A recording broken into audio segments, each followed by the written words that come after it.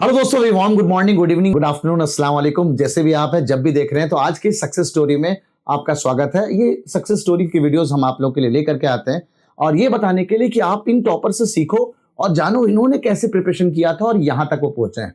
लेकिन इस success story में जानने से पहले मैं आपको एक रिकॉर्ड ब्रेकिंग रिजल्ट के बारे में बता दूं। इस बार कितना शानदार रिजल्ट रहा है कि 1/3 ऑफ द सीट यानी 450 से करीबन 160-165 सीट खाली इमेज क्लासेस से बच्चे सिलेक्ट हुए हैं। और साथ ही साथ रिकॉर्ड ब्रेकिंग रिजल्ट ये रहा कि टॉप 10 में जनरल कैटेगरी में हमारे पास, आप पूछो कौन सी रैंक नहीं आई है, सिर्फ 8th रैंक हमारे पास बॉयज में नहीं है। और गर्ल्स में टॉप 5 में शायद 4th रैंक हमारे पास नहीं है। टॉप 10 में तब भी वहां पे 7-8 बच्चियां हैं। तो ये इतना शानदार रिजल्ट हमने एमयू में और साथ साथ जामिया में भी दिया, रैंक 1। तो इस साल एक अलीगढ़ का एक शानदार रिजल्ट कि चाहे 6 एंट्रेंस और 9th एंट्रेंस का बॉयज हो, गर्ल्स हो, 11th एंट्रेंस का कोई सा भी स्ट्रीम हो, सब जगह rank 1 is from image classes, और वो भी जनरल कैटेगरी, और वो भी बच्चे सारे के सारे क्लासरूम से। तो आइए आज मुलाकात करते हैं मुआज अब्दुल हक से, that he scored rank 1 in 2025 MU 9th entrance. तो आइए let us look. Muaz, introduce yourself.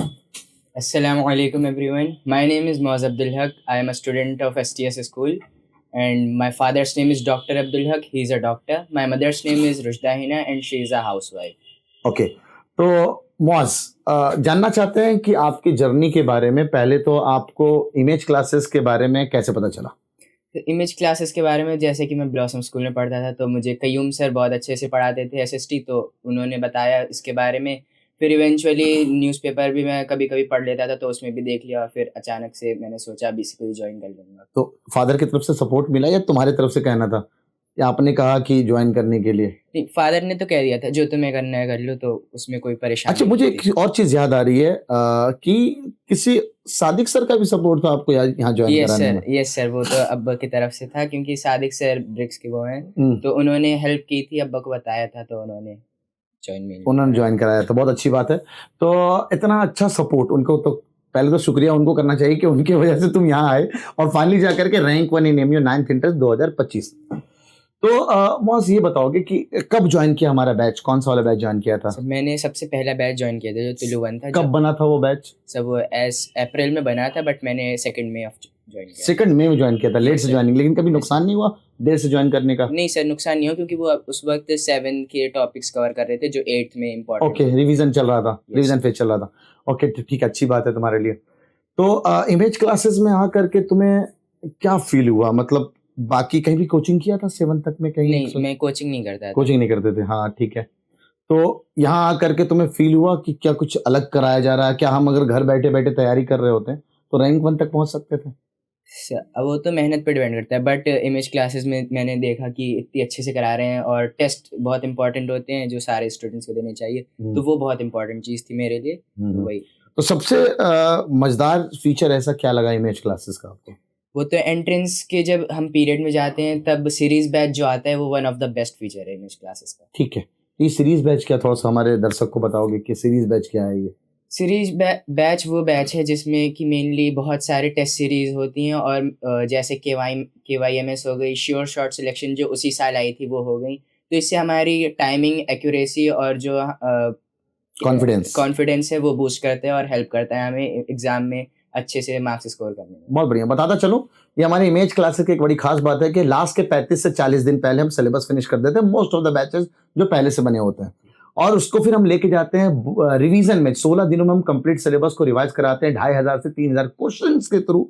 उसके बाद हम उनको ले जाते हैं PYQ सेशन में, that is rank booster series. उसके बाद हमको ले जाते हैं अपने बनाए हुए सैंपल पेपर्स, यानी मॉडल टेस्ट पेपर्स, यानी MTS बोलते हैं हम लोग, मिनी टेस्ट सीरीज। इस बार इनके पास बहुत वक्त मिला था, दैट्स वाई एक छोटा सा कॉन्सेप्ट हमने आज से 4 साल पहले इन्वेंट किया था। वो कॉन्सेप्ट पे इनको लेके गए थे, जहां नाम था इसका श्योर शॉर्ट सिलेक्शन सीरीज, जिससे इनको बड़ा फायदा हुआ था।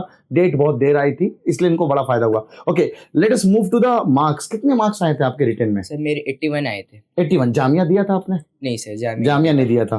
तो जामिया नहीं दिया, एमयू दिया, एमयू में 81 मार्क्स आए थे। अच्छा, उसके बाद तुम्हें इंटरव्यू दिए। यस। इंटरव्यू में क्या लगता है तुम्हें कितने मार्क्स मिले होंगे?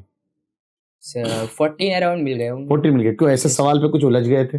नहीं सर, वो तो थोड़ा हाई लेवल का उन्होंने एक क्वेश्चन पूछ लिया था, तो उसमें भटक गया था मैं थोड़ा। अच्छा, तो ये बताना, क्या रिटर्न के बाद इमेज क्लासेस ने आपको इंटरव्यू के लिए सपोर्ट किया? यस सर, उन्होंने बहुत ज़्यादा सपोर्ट किया इमेज क्लासेस ने, क्योंकि इमेज क्लासेस का IB बैच जो होता है वो बहुत ही हेल्प करता है इंटरव्यू में। वो कॉन्फिडेंस बूस्ट करता है और दिखाता है अलग अलग टीचर्स से हम इंटरव्यू लेते हैं तो हमारा अपने आप कॉन्फिडेंस बूस्ट होता रहता है। कितने इंटरव्यूज दिए होगे तुमने, कुछ याद हो? मैंने तो जैसे ही पेपर दिया था तो फिर मैंने इमेज क्लासेस पे कॉल की थी ऑनलाइन, फिर उन्होंने बताया कि इस दिन से शुरू है, तो अराउंड मैंने 10 to 15 दिए होंगे। 10 से 15 mock interviews, sample interviews different different teachers से, यस सर। ताकि हर टीचर आपके अंदर की बारीकियां को मार्क कर सके, है ना? चलिए, उससे बड़ा इंप्रूवमेंट मिला आपको। तो एक रैपिड फायर राउंड हम लोग अक्सर खेलते हैं। रैपिड फायर राउंड में ये जानते हैं कि हम अक्सर बच्चों को कहते हैं ये 10 चीजें कर लो, इसमें पक्का सिलेक्शन है ना? अभी मैंने इस साल से शुरू किया है, इनफैक्ट आपके वक्त में भी तो मैं बताता था यस ये 10 चीजें कर लो, इसमें पक्का सिलेक्शन है, यस सर। लेकिन वो लिखित में नहीं देता था, नहीं। है ना? तो इस बार हम लोग बच्चों को एकदम लिखित में देना शुरू कर रहे हैं कि आप ये 10 चीजों का रिकॉर्ड बनाओ कि आप ये 10 चीजें कर लो, सिलेक्शन एकदम पक्का। तो let start with the rapid fire round. First round से शुरुआत करते हैं, देखते हैं 10 चीजों में तुम कितने खरे उतरे हुए हो और क्या रीजन था खरे उतरने का या नहीं उतरने का। Let start. कभी क्लास मिस किया? 1-2 की थी। 1-2 मिस किया था, फिर उसको कहीं मैनेज कर लेते थे? यस सर, उसे बाद में देख लेते थे हम, जो रिकॉर्डिंग होती थी। रिकॉर्डिंग से तो अच्छी बात है। इमेज क्लास में हमारे पास 24/7 रिकॉर्डिंग होती है, every lecture is being recorded. Okay, class notes रोजाना बनाते थे? हाँ, मैं तो खुद से बनाता खुद से नोट्स बनाते थे? क्या नोट्स रोजाना रिवाइज करते थे? हाँ, रोज revise after class. After class. Okay, then DPTs देते जो हमारे यूनिक फीचर है, daily practice test. Yes sir, कुछ दी थी और कुछ छूट गई। कुछ छूट जाती थी तो उसको Yes, sir. कवर करते थे आप? Yes sir. मतलब कभी ऐसा कोई है कि पेंडिंग डीपीटी रह गया सर, ये मैंने कभी नहीं किया? नहीं, डीपीटी सारी की है? मतलब कि 1-2 छूट गई होंगी तो वो नहीं किया होगा क्योंकि हाँ। वो भूल गया था। हाँ। और फिर पर लेकिन जो डीपीटी का वो है निटर बैच, हाँ, ठीक है ठीक है, तो उसका बेखौफ ऑनलाइन बैच है, बेखौफ बैच। हाँ, बेखौफ बैच, तो उसका Exactly. ऑनलाइन पढ़ा रहता है सॉल्यूशंस, तो वही देखते वहां हैं से सर देख के लेते। साथ। ठीक है, ओके। डीपीटी के डिस्कशन में एकदम हेल्पफुल रहते थे? यस सर, वो देखते जो रहते सवाल तुमसे नहीं बनता था बिंदास पूछते थे टीचर से? हैं। यस सर, कभी कभी पूछ ठीक है, कभी कभी तो ज्यादा टॉपर्स Yes, को तो sir. दिक्कत आती नहीं है। Okay, now let's move to analysis. क्या टेस्ट पेपर देने से पहले सैटरडे नाइट को एक टेस्ट की तैयारी, पूरी तैयारी करके बैठते थे? सर, एक दिन में तो ऐसा सच हो नहीं जाता है, मतलब बहुत मुश्किल हो जाता है एक दिन में सारा सिलेबस कंप्लीट करना, इतने सारे सब्जेक्ट्स का। तो मैं धीरे धीरे करते हुए चलता था। मतलब डेली नोट्स रिवीजन तुम्हारे लिए बड़ा हेल्पफुल रहता था? Yes sir. और उसको तुम अपने लेवल में लास्ट डे में रिवाइज करते थे ना, कम से कम ये शॉर्ट इंपॉर्टेंट पॉइंट्स देख लेते थे। इंपॉर्टेंट पॉइंट्स वगैरह देख लेते थे। ओके, टेस्ट पेपर कभी मिस किया? हाँ, स्टार्टिंग में मिस हुए बट डेट के बाद नहीं। उसके बाद नहीं हुए? लास्ट मतलब जब सीरीज बैच चालू हुआ उसके बाद कभी मिस नहीं हुआ? नहीं, वो Starting- बस बीच में स्कूल के जब हाँ, स्कूल के एग्जाम्स वगैरह चल रहे हाँ। होंगे तब शायद मिस हो गया। हाँ, टेस्ट पेपर के डिस्कशन में? यस सर, टेस्ट पेपर के डिस्कशन कभी मिस किया? जो टेस्ट नहीं दी उनका ही डिस्कशन मिस हुआ। ओके, ठीक है।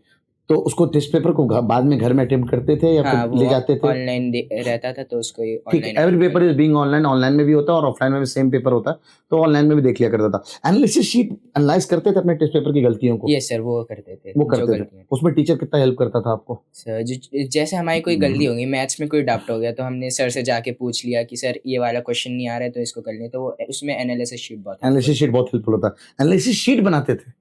यस सर, आपने दी थी बट वो मेरी जो गायब हो गई थी, फिर मैंने खुद से बना अच्छा, खुद से अपना बना लिया सेल्फ? Yes, sir. बहुत अच्छा, शानदार। अच्छा, तो ये 10 चीजें और 10 चीजों में आपने देखा कि मुआज आपके कितने खरे उतरे।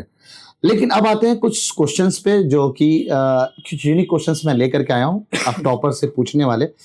आपका टर्निंग पॉइंट कब आया जब आपने सीरियसली प्रिपरेशन स्टार्ट की? जब डेट आई थी एमयू की, तब एमयू की जब डेट आई तब सीरियस हो गए? तो मोस्टली इन लोगों के लिए भी सही वक्त है। Yes. डेट आ चुकी है, फॉर्म के डेट चल रहे हैं, तो इनके सही टाइम प्रिपरेशन करने का। प्रिपरेशन के स्टार्ट में सबसे बड़ी मिस्टेक क्या थी जो बाद में सुधारी आपने? प्रिपरेशन के स्टार्ट में ये मिस्टेक थी कि मैंने स्टार्टिंग में जो वो थे, क्या बोलते हैं, लेक्चर्स थे, एसएसटी को मैंने बहुत हल्के में लिया हुआ था। एसएसटी पढ़ता नहीं था क्योंकि मुझे जेएमआई देना नहीं था। जामिया में जबकि हम लोग पढ़ा रहे थे एसएसटी, है ना?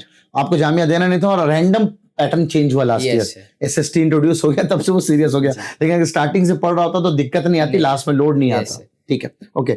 ऐसी कोई दिन या मोमेंट जब लगा था नहीं होगा और उससे कैसे हैंडल किया? जब कभी लगा कि यार नहीं हो सकता है मेरा एमयू में सिलेक्शन, कभी आया ऐसे दिल में? 1-2 बार आया होगा मुश्किल से, बट वो फौरन ही चला जाता था। मैंने देखा मेरे घर में भी इतने सारे लोग हैं, उन्होंने निकाला हुआ है, तो मेरा तो निकल ही जाएगा। निकल जाएगा, बहुत अच्छा, इंशाल्लाह। आप डेली स्टडी कैसे करते थे? फिक्स्ड आवर्स या टारगेट बेस्ड? वो इम्पोर्टेंट पॉइंट्स बने रहते थे तो उन्हीं के, मतलब टू डू लिस्ट टाइप का, तो उसको ही करते टू डू लिस्ट में टारगेट था ना, Yes, sir, कि आज इतना करना है, मुझे ये करके सोना है, जो होमवर्क्स एंड डीपीटीज रोजाना करनी ही करनी है। जी सर, तो टारगेट बेस्ड काम करते थे आप? Yes sir. ठीक है, ओके। रिवीजन का सिस्टम क्या था आपका? सर, रिवाइज क्लास के फौरन बाद आके थोड़ी देर रेस्ट किया, फिर रिवाइज कर लिया। नोट्स रिवाइज कर लिया? Yes sir. अच्छा, वीकली रिवीजन कैसे चलता था? वीकली रिवीजन होता रहता था, वो एक साथ धीरे धीरे। फिर जब सिलेबस कंप्लीट हो गया तब स्टार्टिंग से किया था। ठीक है, रिवाइज करना। ओके। नोट्स खुद के बनाते थे या टीचर्स के फॉलो करते थे? टीचर्स ने नोट्स में लिखवा दिया वो फॉलो करना, या खुद के बनाते थे नोट्स? मैं नोट्स खुद के बनाता था क्योंकि वो ज़्यादा इजी टू अंडरस्टैंड होते थे इसलिए। गुड, सही है। मॉक टेस्ट यानी हमारे जो सीरीज बैच में लास्ट में जो हम लोग करीबन 30 से 40 पेपर्स बैक टू बैक लेते हैं ना, तो वो कितने हेल्पफुल रहे हैं आपके लिए? जो मॉक टेस्ट हैं वो स्टूडेंट्स के लिए मतलब one of the most important point होगा कि वो लोग उसको ट्राई करें कि ज़्यादा से ज़्यादा दें, तो उन लोग के आराम से सिलेक्शन पक्का ही हो जाएगा। और लास्ट टाइम में ना सिलेबस कंप्लीट हो चुका है, तो Yes. ऑब्वियस सी बात है उसको ध्यान देना चाहिए अपनी कमियों पे, तो उस कमियों पे मेहनत मिल जाती है उन लोगों Yes. को। ठीक है, ओके। मोटिवेशन डाउन होता था तो क्या करते थे? सब मोटिवेशन ऐसे डाउन नहीं होता था, या तो पेरेंट्स से बात कर लेते या कभी कभी कुछ सुन लेते थे online। ओके। डिस्ट्रैक्शन सबसे इंपॉर्टेंट आज के रोल में। डिस्ट्रैक्शन जैसे फोन है, सोशल मीडिया है, इसको कैसे कंट्रोल की थी? मैं तो बोलूँगा सारे स्टूडेंट्स से कि बहुत इंपॉर्टेंट है कि तुम ये वाला मोबाइल ले लो एंट्रेंस के प्रिपरेशन में, तो ज़्यादा अच्छा रहेगा। और वैसे मेरे पास टैबलेट था, बट मेरी जो बहन है, सिस्टर है, उन्होंने उस पर पेरेंटल कंट्रोल लगाया हुआ था, तो अपने आप से ही हो जाता। तो नहीं होता, ठीक है, जब जरूरत पड़ा तो आपने मांग लिया, यस ठीक है ना, इन पेरेंट्स का पूरा कंट्रोल होता था। यस। क्या सोशल मीडिया में कोई अकाउंट वगैरह बना रखा है, इंस्टा फेसबुक वगैरह सब चलाते नहीं हो? नहीं नहीं ये सबसे दूर है? जी सर, कब तक रहना है दूर? अभी देखेंगे इंशाल्लाह जब 12th तक। जब तक 12th, exactly. Then consistency maintain करने का क्या सीक्रेट है? बिकॉज मैं मानता हूँ टॉपर्स अक्सर कंसिस्टेंट होते हैं, यस रेगुलरली मेहनत करना, टाइम टू टाइम काम करते रहना, तो इसको कैसे मेंटेन करते थे? सर, कंसिस्टेंसी ऐसी मेंटेन करेंगे कि जैसे अगर कोई बैकलॉग छूट गया तो उसे फॉरेन टू फॉरेन कवर करना, और कंसिस्टेंट इस तरह से रहना कि तुम टेस्ट दे रहे हो और उसी के साथ तुम्हारे रिवाइज हो जा रहा है, तो कंसिस्टेंट टेस्ट दो तो अपने आप होता है। अपने आप हो जाएगा, बहुत सही। अच्छा, कोई एक सब्जेक्ट जो वीक था उसे स्ट्रॉन्ग कैसे बनाए? मेरा स्टार्टिंग में उर्दू वीक थी, तो मैंने लेक्चर्स पे ज़्यादा से ज़्यादा फोकस किया। चेस पे फोकस किया, इसको दोबारा देखा तुमने? हाँ, बार बार। तो बार बार देख करके तुम्हें चीजें क्लियर आ गई। Yes sir. बहुत अच्छा। अच्छा, लास्ट एक मंथ बिफोर एग्जाम का रूटीन क्या था? मतलब 35 दिन मैं बोलूंगा बिकॉज रूटीन तो हम लोग शायद, हाँ ठीक है, Yes, आप sir, बताएं, आप बताएं क्या बोलना चाहते हैं? सर, जो लास्ट में ये था, तो स्कूल जाना रहता था, तो स्कूल का 1-2 दिन बस छूट गया था मुश्किल से, बट मैं क्या बोल रहा था, ज़्यादा फोकस कोचिंग के उस पर करता था, और टेस्ट जो होते थे और रिवीजन पे मोस्ट फोकस रहता था, क्योंकि भले ही स्कूल के एग्ज़ाम आ रहे थे, मैं अगर एंट्रेंस का रिवाइज कर लूँगा तो अपने आप स्कूल के पेपर्स का रिवाइज ही हो जाएगा, सिलेबस सेम रहता है। तो लास्ट के 35 दिन इमेज क्लासेस के आपको टाइम टेबल देती है कि कौन से टाइम टेबल को फॉलो करना है?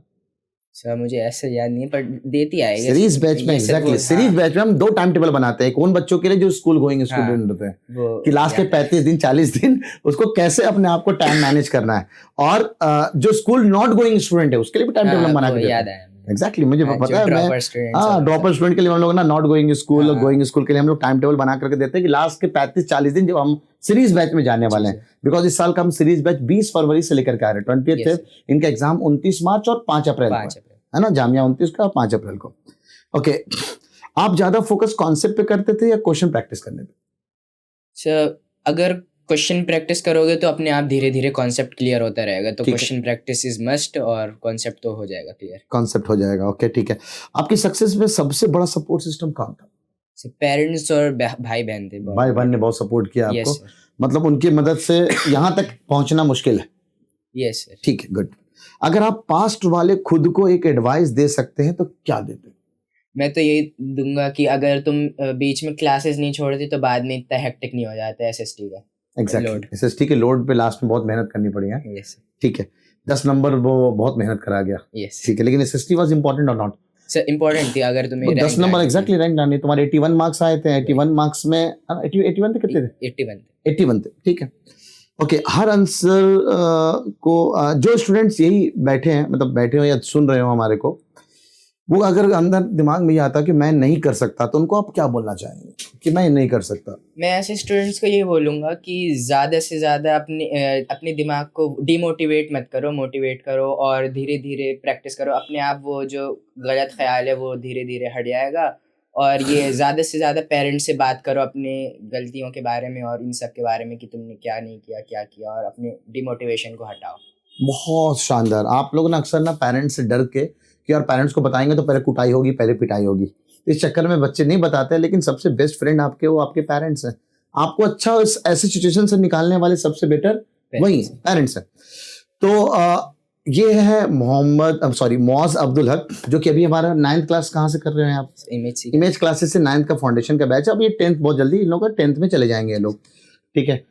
तो अभी अब मॉस के स्टोरी को आपने सुना, इसके स्टोरी में आपको कौन सी चीज़ बड़ी अच्छी लगी और इंस्पायरिंग लगी? मैं चाहूँगा आप कमेंट सेक्शन में ज़रूर बताएँ और हमारे इस तरह के वीडियोज़ को देखने के लिए हमारे चैनल को सब्सक्राइब करना ना भूलें और स्टे ट्यून्ड आवर चैनल और दुआओं में याद रखें और बेस्ट ऑफ लक मास आगे के फ्यूचर के लिए। Thank you. अल्लाह हाफ़िज़। Thank you.